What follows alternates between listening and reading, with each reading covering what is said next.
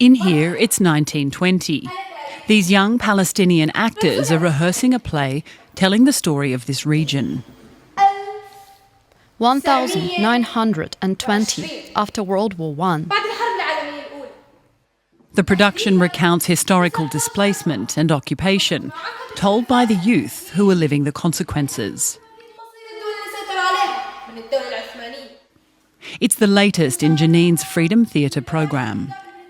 Since its founding by an Israeli activist in the late 1980s, this youth theatre has aimed to be a refuge for young Palestinians here in the northern West Bank. When we come here, we're able to express our emotions, what we feel. We have great energy that's buried inside of us after everything we've witnessed, from bombings, shootings and raids.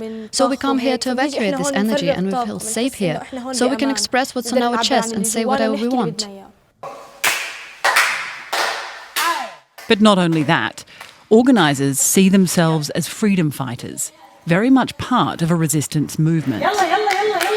The space was created to foster cultural rather than armed opposition to Israel's occupation, and has itself been the target of violence.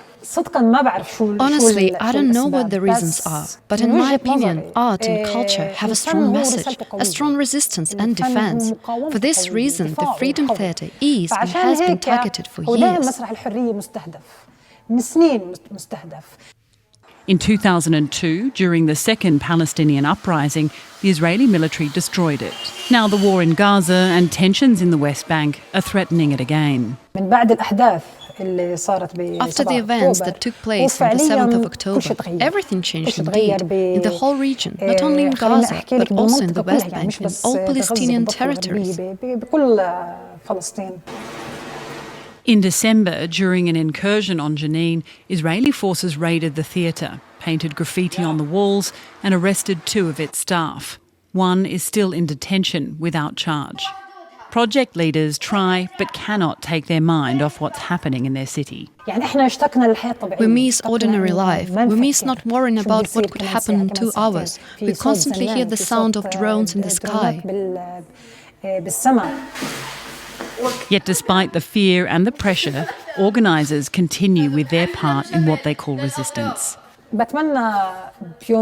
hope that one day that we, in the West Bank, Palestinians living in Israel and those living in Gaza, we find the freedom and independence we aspire to. Because it's impossible to keep living this way. Everyone deserves freedom and peace and has the right to live as they want, has the right to decide their own destiny. Using culture to look back at the past with a clear mission to try to affect the future.